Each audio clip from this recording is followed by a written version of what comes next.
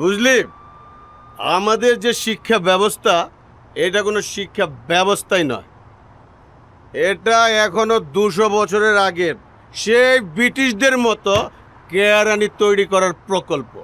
তোর মতে শিক্ষা ব্যবস্থা কি হওয়া উচিত? আরে আমার মতে তো শিক্ষা ব্যবস্থা, তুমি জানো গোড়ার ডিম, শিক্ষা ব্যবস্থা হওয়া উচিত কর্মমুখী, নাইলে জাতির ভবিষ্যৎ অন্ধকার।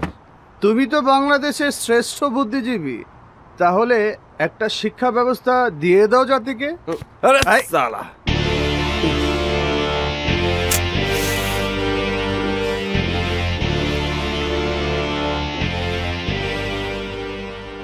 এই চুপ কর।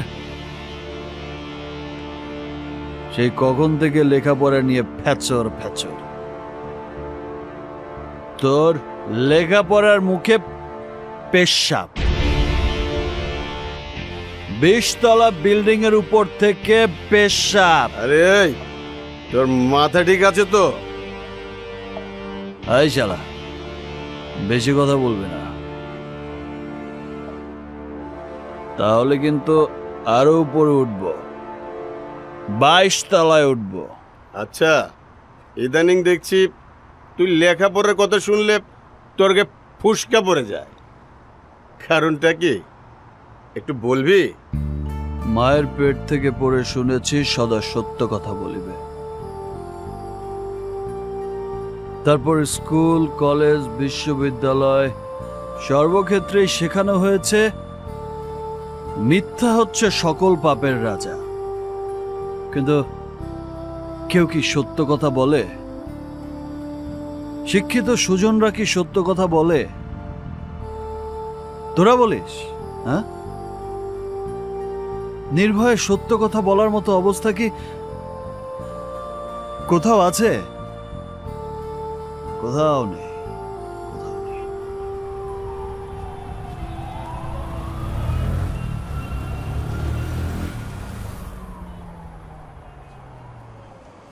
হোল্ড।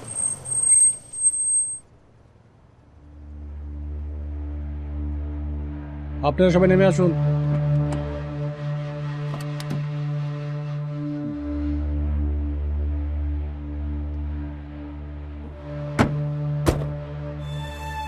কোথা থেকে আসছেন?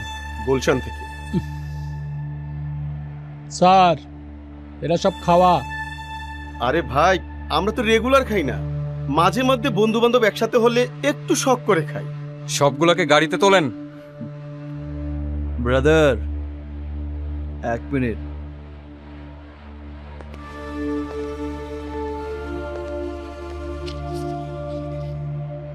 আরে বড় লোকের ছেলে পেলে একটু আটটু ফুর্তি ফার্তা করবেই, ছেড়ে দাও।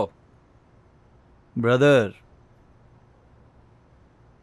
একটু আগেই বললেন থানায় যেতে হবে, এখন পুরো তার উল্টো। ভাই, দেশটা এভাবেই চলবে?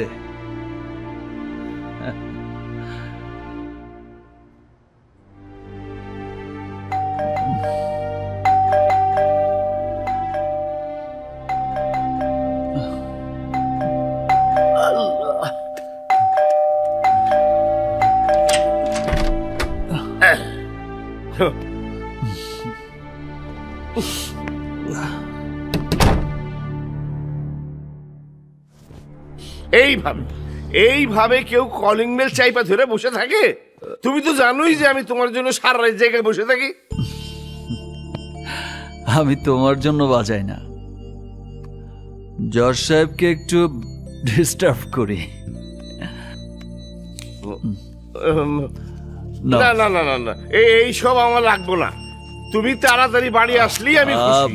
রাখো রাখো। আরে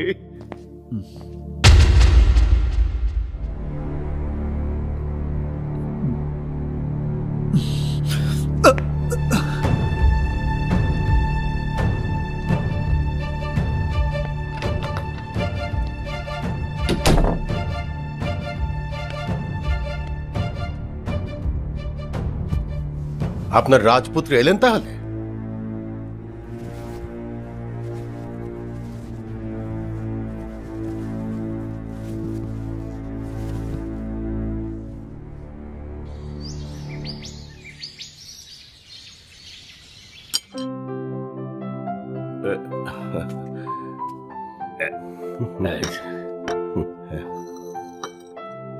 ওহো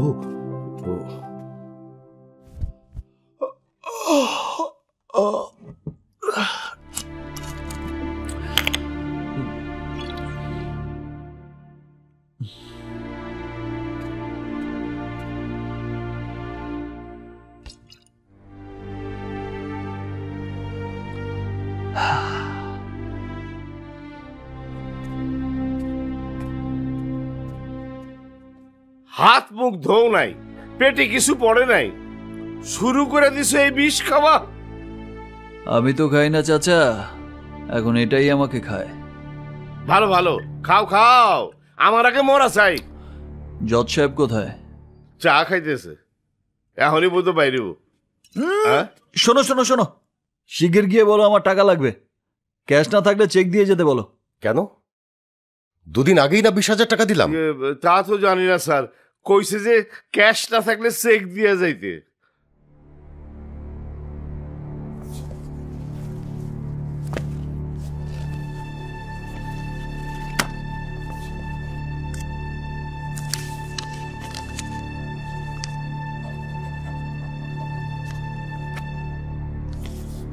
নাও, হ্যাঁ। টাকার অঙ্ক বসিয়ে নিতে বলো।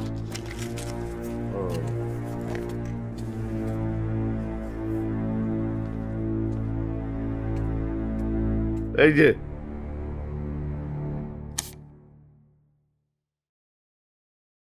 টাকার অঙ্ক তো লেখেনি।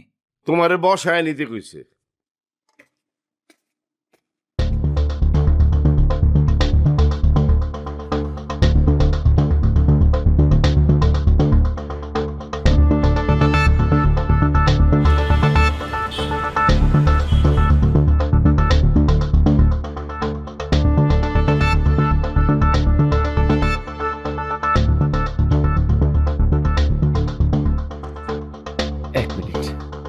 ওকে।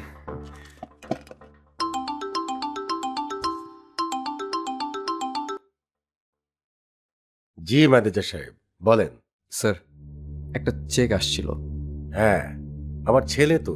ও জি স্যার, কিন্তু কিন্তু স্যার অ্যামাউন্টটা অনেক বড়। আপনার পারমিশন ছাড়া তো ক্যাশ করতে পারছি না স্যার। কত? Sir 50 lakhs।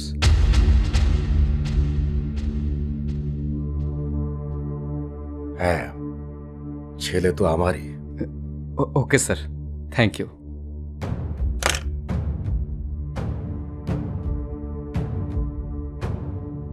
হ্যাঁ বলো। ব্যাপার কি এসব? আজকে সে 50 লাখ টাকা তুলেছে। কি? কোথাও কি আগুন লেগেছে নাকি? ছেলেকে সামলাও সামলাও, না হলে তো বাড়ি ঘরে আগুন লেগে যাবে। আমি বুঝলাম না, তুমি আমাকে কথা শোনাচ্ছ কেন? ছেলে কি আমার একার, তোমার না?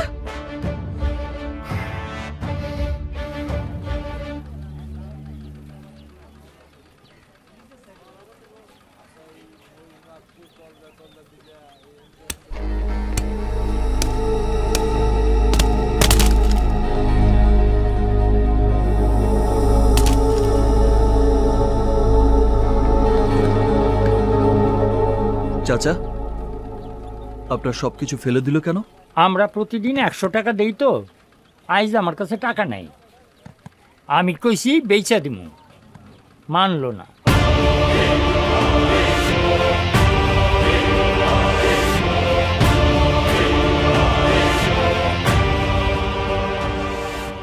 একটা কথা বলি।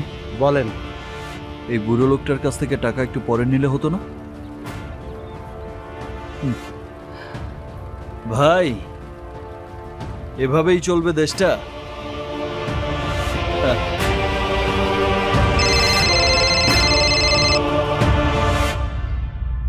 হ্যালো দোস্ত। ভিঞ্চিতে আয়, জরুরি কথা আছে। বিকেলে ঢাকার বাইরে যাব। দোস্ত, আমি তো অফিসে। তাছাড়া আজকে আর বাইরে যাওয়া হবে না। বিকেলে একটা অনুষ্ঠানে যাব, তোকেও নিয়ে যাব। কিসের অনুষ্ঠান? আর ওই আমার এক বন্ধু স্বপন, ওরা 1-1.5 বছর ধরে একটা সংগঠন তৈরি করেছে। আজকে তার উদ্বোধনী। আরে ধর, এইসব অনুষ্ঠানে গিয়ে কি করব? বাদ দে তো সব। না দোস্ত, স্বপনকে কথা দিয়েছি, ও অনেকদিন ধরে আমাকে পটাচ্ছিল সংগঠনে যোগ দেওয়ার জন্য। ওদের সংগঠনের প্রধান নাকি এক সুন্দরী মেয়ে, তার ভিতরে নাকি আগ্নেয়গিরির মতো আগুন। আচ্ছা, আগ্নেয়গিরির মতো আগুন? স্বপন তো সবসময় তাই বলে। চল না দেখে আসি আজকে কেমন আগুন। চল দেখি।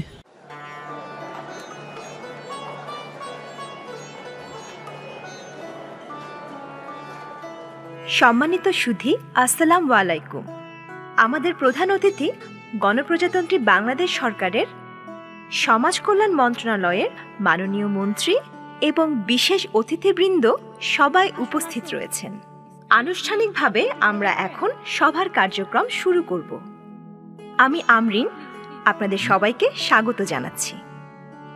শুরুতেই স্বাগত বক্তব্য দেওয়ার জন্য আমাদের সংগঠনের সভাপতি সুলতানা হক অর্পিতাকে আমন্ত্রণ জানাচ্ছি। সুলতানা হক অর্পিতা।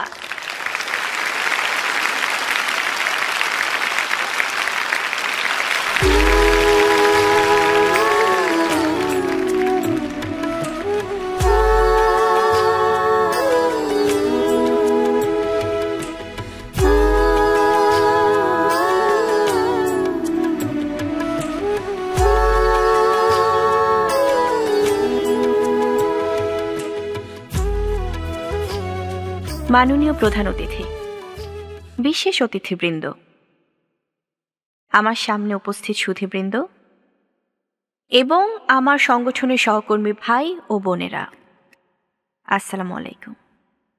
আরে সবার মধ্যেই চালাইতেছ? চুপ, বক্তৃতা শোন।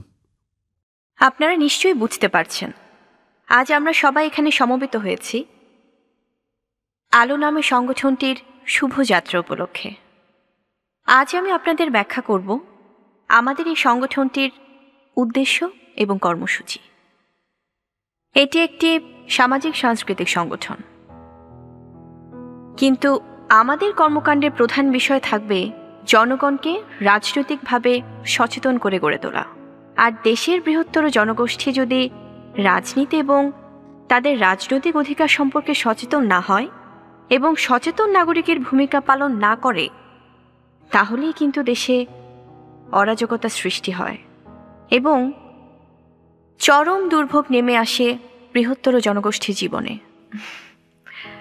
মাননীয় মন্ত্রী, আপনি একটা বিষয় জানেন, তারপরেও আমি সবার সাথে বিষয়টি শেয়ার করতে চাই, কারণ আমার সংগঠন এই বিষয়গুলো নিয়েই কিন্তু কাজ করবে। আমি একটা কাজের জন্য গিয়েছিলাম একটা ডিপার্টমেন্টে, যদিও আমি ডিপার্টমেন্টের নামটা বলতে চাই না, কারণ এক দুজন লোকের জন্য ঢালাওভাবে একটা ডিপার্টমেন্টের বদনাম হোক সেটাও কাম্য নয়। যাই হোক, আমি 2 মাস ঘুরেও কাজটা করাতে পারিনি। পরে আমারই সংগঠনের একজন কর্মী স্বপন, ওকে পাঠালাম একটা খাম দিয়ে এবং শিখিয়ে দিলাম যে তুমি কি আমার নামে বদনাম করবে, বলবে মেয়েটা একটা গর্ধপ, মেয়েটার মাথায় কোনো বুদ্ধি নেই, এই সেই আরো কিছু। মাননীয় মন্ত্রী, বিশ্বাস করবেন 10 মিনিটে কাজটা হয়ে গেল। ইদানিং চারপাশে মানুষের কাছে একটা শব্দ শুনি, স্পিড মানি। মাননীয় মন্ত্রী, আসলেই মানিটা খুব স্পিডি। আমি অফিসের বাইরে অপেক্ষা করছিলাম, ভেতরে গেলাম এবং ওই ভদ্রলোককে বললাম যে 2 মাসে আমি যে কাজটা করতে পারলাম না, 10 মিনিটে কিভাবে কাজটা হলো তাও আমি জানি। উনি আমার উপর প্রচণ্ড ক্ষিপ্ত হয়ে গেলেন, সবার সামনে অকথ্য ভাষায় গালাগাল করলেন। সবাই আমার দিকে এমনভাবে তাকিয়েছিল যেন আমি একটা চিড়িয়াখানার জন্তু। আমি শুধু বলে এলাম, ঠিক আছে, দেখা যাবে। তারপরে মাননীয় মন্ত্রী, আপনার সাথে দেখা করে যাবার পর আপনি যদি আমার প্রতি সহানুভূতি না দেখাতেন, যদি ঘটনাটা যাচাই না করতেন এবং অসৎ ব্যক্তিকে শাস্তি না দিতেন, তাহলে আমার কি করার ছিল মাননীয় মন্ত্রী? আমাদের কি করার আছে? মাননীয় মন্ত্রী, এই যে আপনি একজন মন্ত্রী, আপনাকে কিন্তু একটা মোটা অঙ্কের ভাতা দেয়া হয়। যে গাড়িটায় আপনি এসেছেন সেই গাড়িটাও কিন্তু অনেক দামি। যে প্রোটোকল নিয়ে আপনি চলেন, তাদের যে বেতন বা সুবিধাদি দেয়া হয় সেই টাকাও কিন্তু আপনার টাকা নয়। যে বাড়িটা, যে অফিসটা আপনার জন্য বরাদ্দ রাখা হয়েছে সেটাও কিন্তু আপনার পৈতৃক কিংবা ব্যক্তিগত সম্পত্তি নয়। সবে জনগণের টাকা, আমাদের টাকা। ঠিক তেমনি সরকারি কর্মচারীদেরকে লালন পালন করতে যে হাজার হাজার কোটি টাকা রাষ্ট্র বরাদ্দ রেখেছে তাও কিন্তু জনগণের টাকা, এই আমাদের। আমরাও জানি এবং রাষ্ট্রও স্বীকার করে যে সরকারি কর্মচারী কর্মকর্তারা জনগণের সেবক। অথচ আপনাদের কাছে যখন কোনো কাজের জন্য যাই তখন মনে হয় যে আমরাই চাকর, আপনারাই প্রভু। কেন কেন? বিশ্ববিদ্যালয়ের সেরা ছাত্রছাত্রীদের মধ্যে যারা সবচেয়ে ভালো রেজাল্ট করে, তাদের মধ্যে যারা সবচেয়ে মেধাবী, তারাই কিন্তু বিসিএস বৈতরণী পার হয়ে এসে সরকারি অফিস আদালতে গুরুত্বপূর্ণ সব জায়গায় দায়িত্ব গ্রহণ করেন। আসলে আমি যেটা বোঝাতে চাই সেটা হচ্ছে রাষ্ট্রের সবচেয়ে মেধাবীদের প্রায় 90% কিন্তু এই সিভিল সার্ভিসে যোগদান করেন। এই অংশটি যদি জনগণের জন্য প্রাণ ঢেলে না দেয় তাহলে দেশ এগোবে কি করে? আমাদের মাননীয় প্রধানমন্ত্রী দুর্নীতির বিরুদ্ধে 0 টলারেন্স ঘোষণা করেছেন।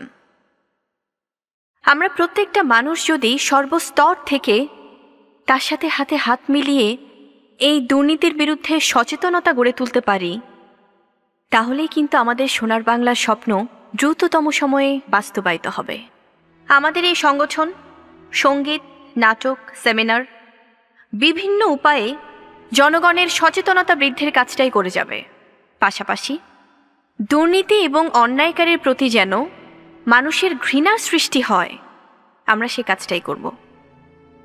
যত কষ্টই হোক আমরা আমাদের কাজ করে যাব। সর্বোপরি আমরা আপনাদের সবার দোয়া, সহযোগিতা এবং সুস্বাস্থ্য কামনা করে আজকে আমি আমার বক্তব্য এখানেই শেষ করছি। ধন্যবাদ।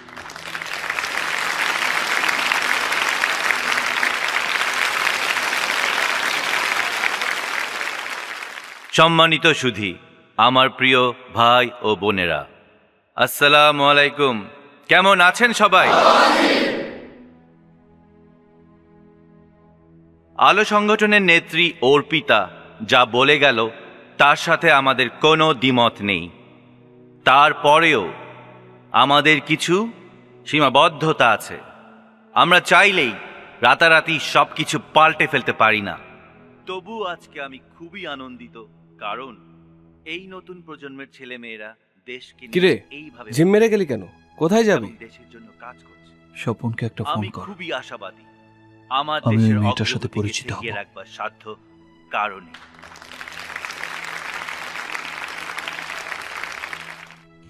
তোমাদের জন্য আমি এবং আমার সরকারের দরজা সব সময় খোলা থাকবে।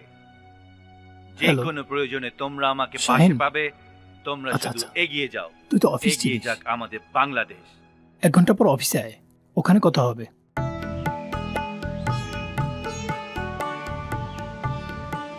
মন্ত্রী তো তোমার কথা শুনে একদম ফিট অর্পিতা। তুমি তো এখন আকাশের তারা অর্পিতা, আকাশের তারা।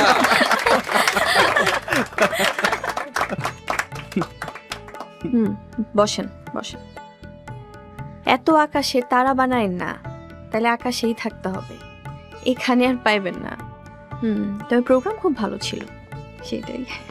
আর এখানে তো আমার একার ক্রেডিট না, সবার ক্রেডিট ছিল। অর্পিতা, তো ভালো তো হতেই হবে। আমার বন্ধু শাহিন। আসসালামু আলাইকুম। শাহিনের ওয়ালাইকুম বন্ধু আসসালাম। স্বাধীন চৌধুরী তোমার সাথে পরিচিত আচ্ছা, হতে এসেছে। আসসালামু আলাইকুম। বসুন না। বসবো না, শুধু একটা কথা বলতে চাই। জি বলুন। আপনার বক্তৃতা শুনে ভালো লেগেছে, পাশাপাশি মনে হয়েছে আপনার কপালে অনেক দুর্গতি আছে। আমি জানি প্রীতিলতা, ইলামিত্র, এমন আরো অনেকের জীবনের পরিণতি আমি জানি। জানেন? জি, এর মধ্যে আমি বহু মানুষকে অসন্তুষ্ট করে ফেলেছি। এমনও হতে পারে যে আমি কিডন্যাপ হতে পারি, হয়তো আমি ধর্ষিতও হতে পারি, এমনকি খুনও হতে পারি। তার পরেও আমি আমার কাজ চালিয়ে যাব।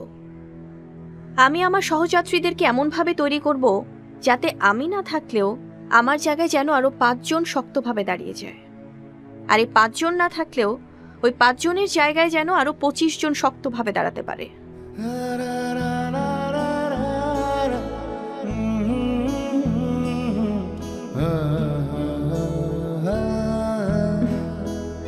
কিন্তু ব্রাদার, আপনার চোখে এত পেইন কেন?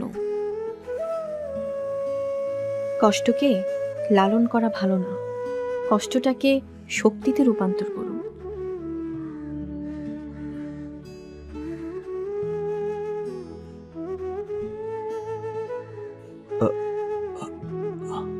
আমি কি কোনো সাহায্য করতে পারি?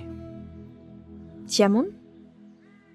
যেমন ধরুন 2-4 লাখ টাকা ডোনেট করলাম আপনার সংগঠনকে। অবশ্যই পারেন, তবে এখনই নয়। আরো 2-4 দিন আসুন আমাদের মাঝে, বুঝুন আমাদের সংগঠনকে, তারপর ভালো মনে হলে অবশ্যই করব। Thank you. অর্পিতা, টাকাটা তো আমরা নিলেও পারতাম। পাগল, টাকা পয়সা পাইলেই খপ করে হাতে নিতে নাই। শোনো, আগে বুঝে নিতে হবে দাতার দান করার পেছনে কোনো উদ্দেশ্য আছে কিনা। দাতার যদি দান করার পেছনে কোনো উদ্দেশ্য থাকে, সেই টাকা কিন্তু কখনো কোনো ভালো কাজে আসে না।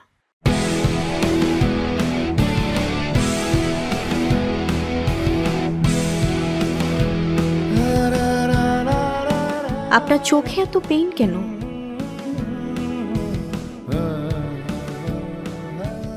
কষ্টকে লালন করা ভালো না, কষ্টটাকে শক্তিতে রূপান্তর করুন।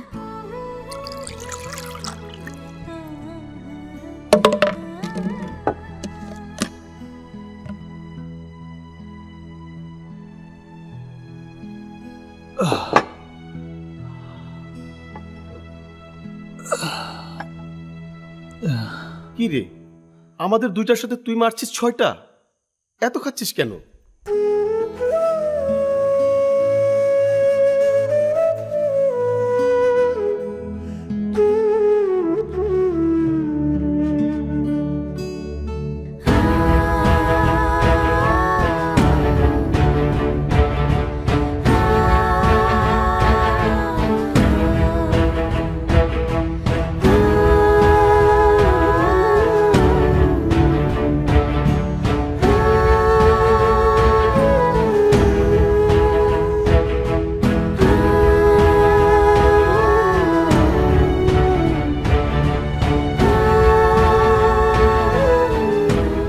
আচ্ছা, আপনাদের কোনো দয়া মায়া নাই? হ্যাঁ, এই মানুষটার ভেতরের জ্বালা আপনারা বোঝেন না? মেরে ফেলবেন নাকি লোকটাকে? এই যে উঠুন, শুনছেন? আরে উঠুন।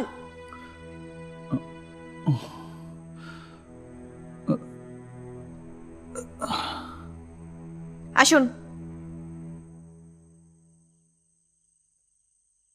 আসুন।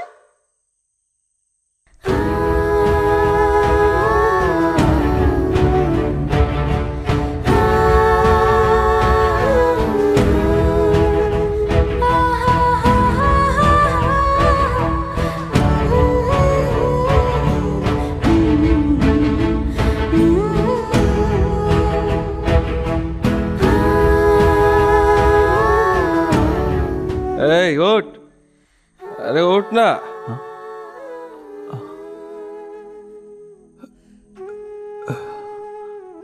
ঘড়ি দেখেছিস? 2টা বাজে, বাসায় যাবি না? চল চল চল রে।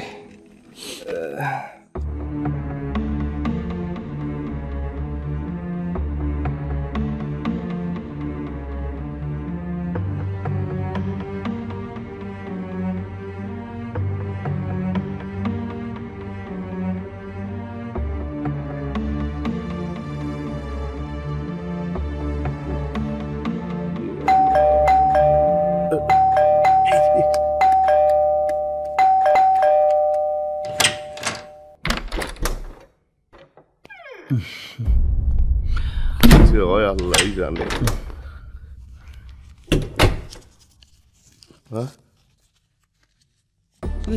নাও।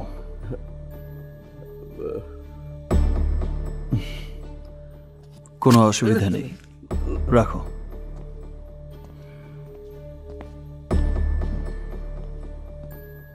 দাঁড়াও।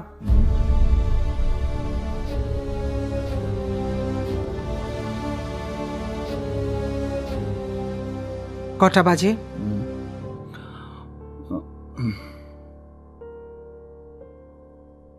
3:05। কোনো ভদ্র ঘরের ছেলে এত রাতে ঘরে ফেরে? ও, আপনারা বিরক্ত হয়েছেন? তার জন্য এত রাত পর্যন্ত জেগে থাকার দরকার ছিল না তো। চাচাকে বলে দিলেই হতো। ওকে, নেক্সট টাইম সময় মতো ফিরতে পারলে ফিরবো, না হয় ফিরবো না। স্টুপিডের মতো কথা বলো না। গতকাল তুমি 50 লক্ষ টাকা কেন তুলেছ? হঠাৎ করে তোমার এত টাকার দরকার হলো কি কারণে? কোথায় তোমার আগুন লেগেছে শুনি? আগুন লাগেনি কোথাও। আমি টাকা চাওয়াতে জজ সাহেব রাগ করে আমাকে ব্ল্যাঙ্ক চেক দিলেন। আমিও ভাবলাম প্রতিদিন টাকা চাওয়ার চাইতে একবারে কিছু টাকা তুলে রাখাই ভালো। তাছাড়া একটু নাড়া দিয়ে দেখলাম জজ সাহেবের অ্যাকাউন্টটা কেমন ভারী। বেশ ভারী আম্মা। ফাজলামো করো না। তুমি আগামীকাল সব টাকা ফেরত দেবে। আমি 1 টাকাও ফেরত দিতে পারবো না, বরং আরো 1,50,000 টাকা দরকার হবে আমার খুব শীঘ্রই। তাছাড়া হারামের টাকা যত বেশি খরচ করা যায় ততই মঙ্গল। এই হারামের টাকা মানে কি? হ্যাঁ, হারামের টাকা মানে কি? এই এই কথা বলছিস না কেন? কথা বলছিস না কেন?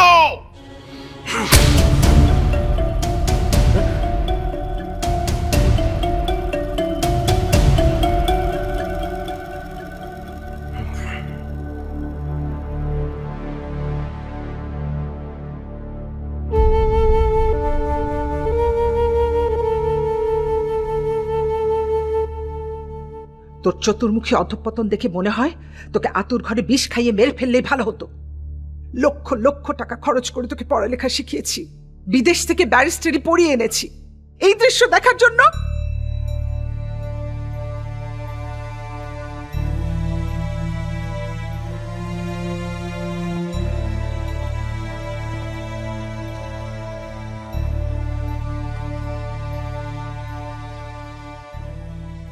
আপনি চাইলে এখনো বিষ খাওয়াতে পারেন আম্মা। আমার একটুও কষ্ট লাগবে না। আপনি নিজ হাতে পান করাবেন, আমি আনন্দের সাথে পান করব। আর মা হিসেবে সন্তানকে নিজ হাতে বিষ খাওয়াতে আপনার যদি কষ্ট হয়, আপনি শুধু এনে দেবেন, আমি নিজ হাতে পান করব। আসলে তুমি কি চাও বলো তো? ধ্বংস। মানুষ তো রং বেরঙের স্বপ্ন দেখে, এটা হবে ওটা হবে, আর আমি স্বপ্ন দেখে তিল তিল করে নিজেকে নিঃশেষ করতে করতে চূড়ান্তভাবে নিজেকে ধ্বংস করে দেব। কিন্তু আমি তো তোমার কথাবার্তায় কোনো ধ্বংসের নমুনা দেখতে পাচ্ছি না।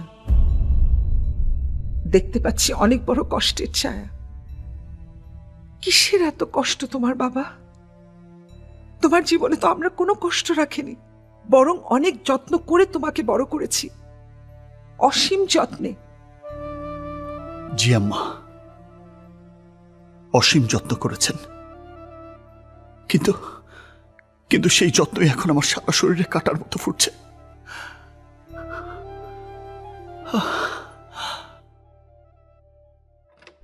আমার মনে আছে স্কুল লাইফে আমি গাড়িতে করে স্কুলে যেতাম, হাত খরচের জন্য অনেক টাকা পেতাম। তারপর কলেজ বিশ্ববিদ্যালয়ে যখন পড়ি, 2 হাতে টাকা উড়িয়েছি। প্রতি মাসে আমি যে টাকা খরচ করেছি, একটা দরিদ্র পরিবার প্রতি মাসে সংসার খরচের জন্য তার 3 ভাগের 1 ভাগ টাকাও পায় না।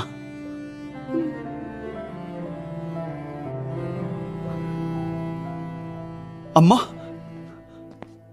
আম্মা আপনি কি বলতে পারবেন প্রতি মাসে এই সংসারের খরচ কত?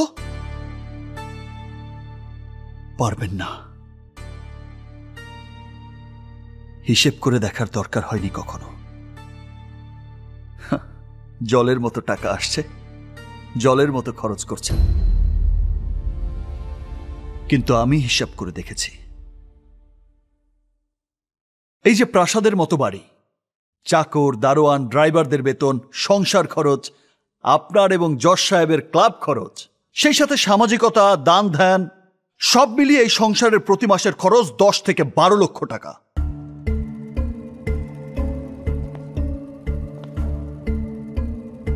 কত টাকা বেতন পান আপনার স্বামী? বলুন, কত টাকা বেতন পান আপনার স্বামী? 1 লাখ? 1.5 লাখ?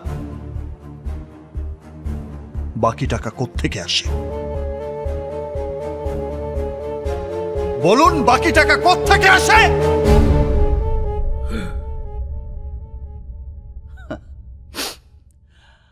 বাড়ি গাড়ি আর সম্পত্তির হিসাব না হয় নাইবা করলাম। বন্ধ করো এসব লেকচার। এর থেকে ভালো লেকচার আমি জানি। আমার লেকচার শুনলে তুমি আকাশ থেকে টপ করে মাটিতে পড়ে যাবে। রাত জেগে তোমার সব নাটক শোনার সময় আমার নেই। দাঁড়ান মিস্টার জাজ, দাঁড়ান।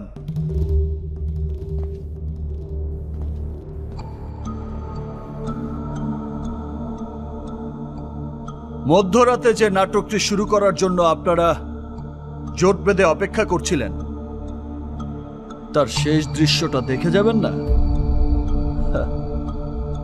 লেকচার আপনি ভালোই জানেন, সেটা সর্বজন বিদিত।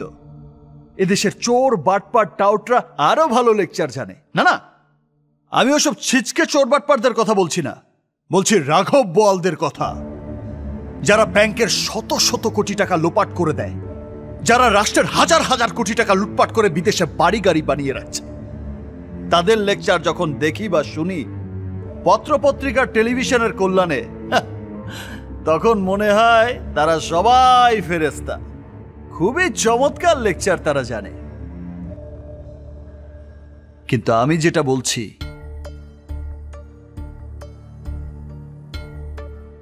সেটা লেকচার নয়, এটা উপলব্ধি, এটা বিবেক। আপনি হয়তো বলতে পারেন, বিবেক নামের বস্তুটি এখন আর আমাদের এই সমাজে বাস করে না। চারপাশের হায়নাদের ভয়ে সে এখন পালিয়ে বেড়াচ্ছে শূন্যে অথবা মহাশূন্যে। হতে পারে, অথবা নাও হতে পারে। তবে আপনার সদয় অবগতির জন্য জানাচ্ছি যে বিবেক নামের একটি বৃক্ষ সম্প্রতি গজিয়েছে আপনারই গৃহে। আপনি তাকে অঙ্কুরেই বিনষ্ট করার চেষ্টা করে দেখতে পারেন, মনে হয় সফল হবেন না।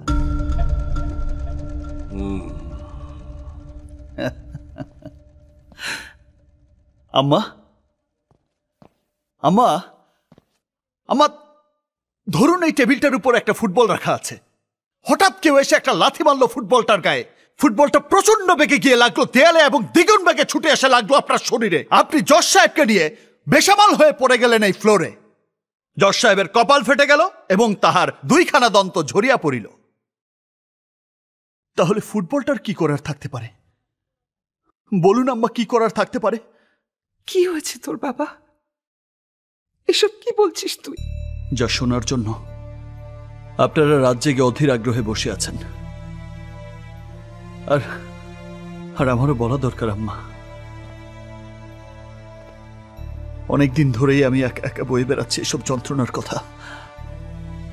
তাছাড়া আমার এই যন্ত্রণার একজন সাক্ষীও তো দরকার। মায়ের চেয়ে আর বড় সাক্ষী এই পৃথিবীতে আর কে হতে পারে?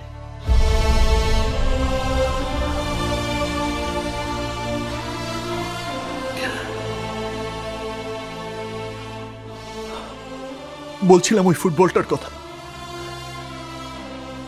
ওই ফুটবলটা আম্মা, আমি আম্মা। আর আমার স্বজনে যিনি লাথি মেরেছেন তিনি আমার এই জন্মদাতা।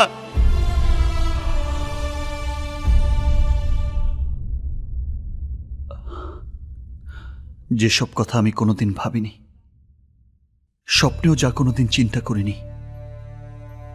যেসব বিষয়ের কোনামাত্র আমার চিন্তার জগতে ছিল না, এমন হাজার কথা হাজার প্রশ্ন আমার মধ্যে জাগিয়ে দিয়েছেন উনি একটা মাত্র আঘাত করে। আমি যখন ব্যারিস্টারি শেষ করে দেশে আসি, দিনরাত শুধু ভাবি আইনি সহায়তার দোকান খুলে বসবো, অজস্র মানুষকে দেব আইনি সহায়তা, তুখোর আইনবিদের মতো গভীর জটলা ছিন্ন করে বের করে আনব সুবিচারের সুগন্ধি কস্তুরী। তখন রাস্তায় একটি মেয়ের সাথে দেখা হয় আমার।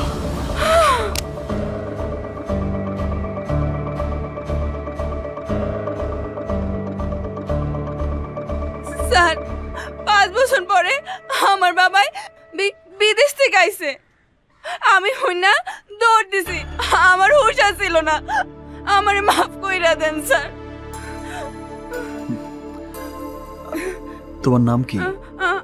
আমার নাম জান্নাত। কোথায় থাকো? ওই যে ওই বাড়ি, 3/4। আচ্ছা আচ্ছা, ঠিক আছে, যাও।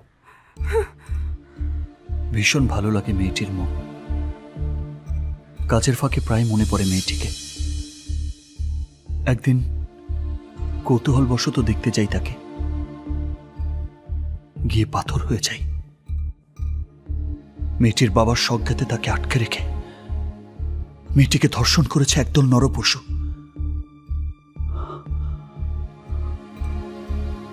আমার মাথায় আগুন ধরে যায়।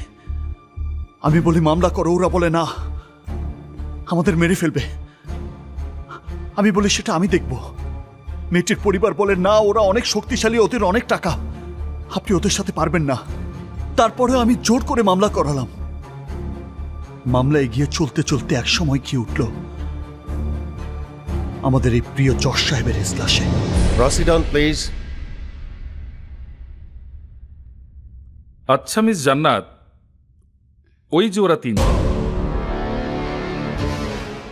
তিনজনই তো আপনাকে ধর্ষণ করেছে, তাই তো?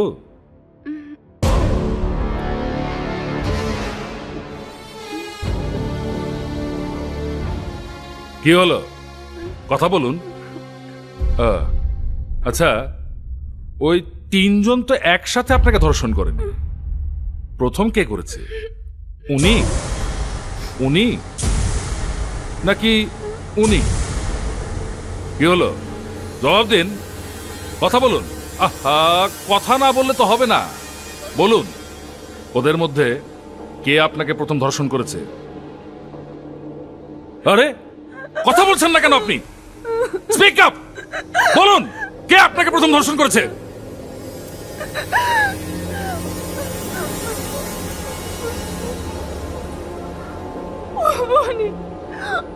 উনি প্রথম আমাকে ধরেছে। ইয়াবা, আপনাকে কোথায় ধরেছে? পায়ে, হাতে নাকি বুকে?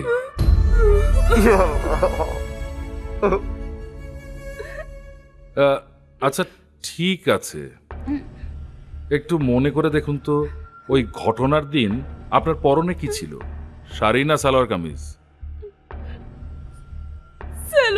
সালোয়ার কামিজ। আচ্ছা, ধর্ষণ করতে হলে তো জামা কাপড় খুলতে হবে অবশ্যই। উনি প্রথম আপনার কামিজ খুলেছিল না সালোয়ার? আহা, চুপ করে থাকবেন না, বলুন, উত্তর দিন, কথা বলুন।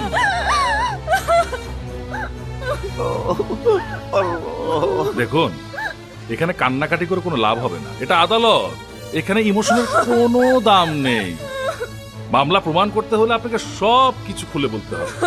ধরুন, একটা নারী যদি উলঙ্গ থাকে, তারপরও যদি সে সহযোগিতা না করে, তাহলে একটা পুরুষ তার ভেতর কখনোই প্রবেশ করতে পারে না।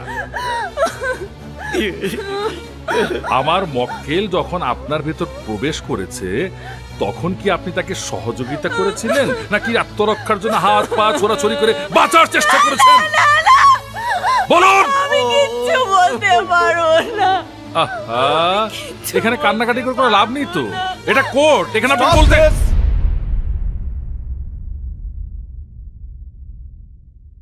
মহামান্য আদালত,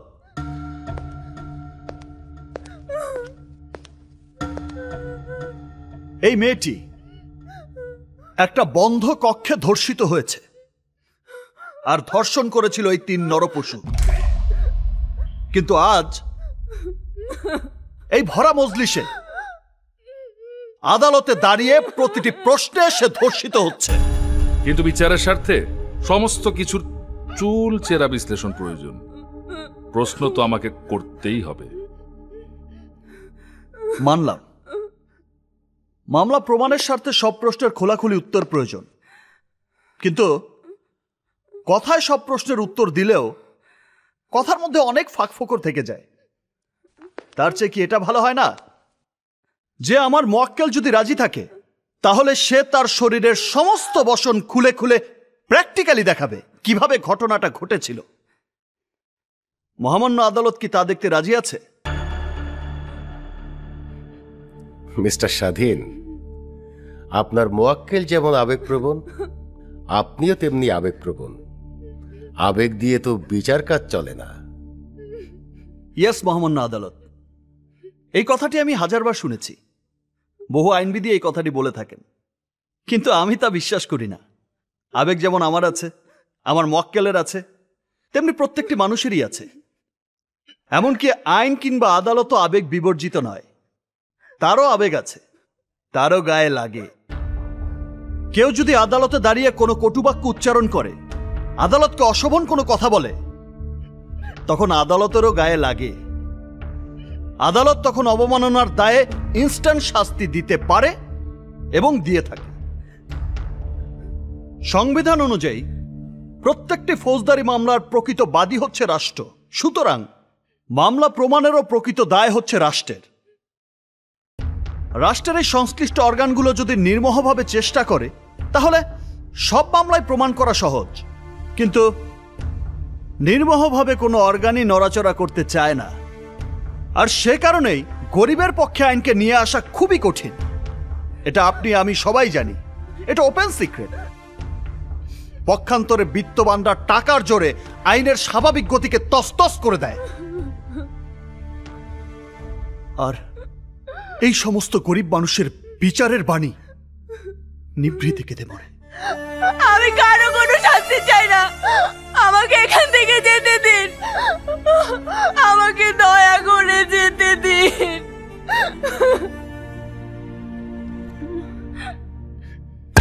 অর্ডার, অর্ডার, সাইলেন্স। প্রসিকিউশন এবং আসামি পক্ষের আইনজীবীদের যুক্তিতর্ক ও সাক্ষ্য গ্রহণের মাধ্যমে এই অভিযোগ যথাযথভাবে প্রমাণিত না হওয়ায় আসামিদের বেকসুর খালাস প্রদান করা হলো।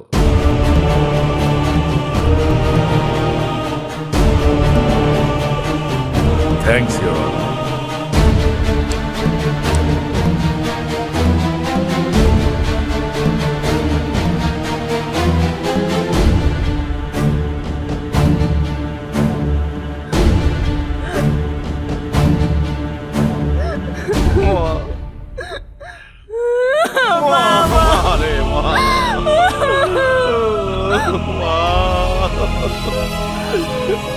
আল্লাহ,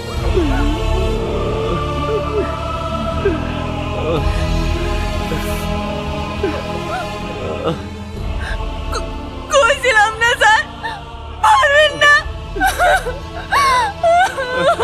বাবা, আমগো অনেক বিপদে পড়তে হইব। জীবনের প্রথম মামলায় হেরে গেলাম। হেরে গিয়ে যতটা ব্যথিত হয়েছি তার চেয়েও 1000 গুণ বেশি ব্যথিত হয়েছি এটা জেনে যে কিভাবে হারলাম। আপনার ফেভার না পেলে বিপদই হয়ে যেত। থ্যাংক ইউ চৌধুরী সাহেব, থ্যাংক ইউ। আসসালামু আলাইকুম।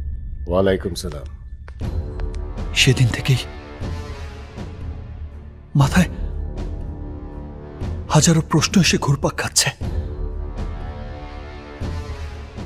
জন্ম থেকে যে সুখের জীবনযাপন করেছি, ছাত্র জীবনে যে অজস্র টাকা দুহাতে খরচ করেছি, লক্ষ লক্ষ টাকা খরচ করে বিদেশ থেকে ব্যারিস্টারি পাশ করে এসেছি,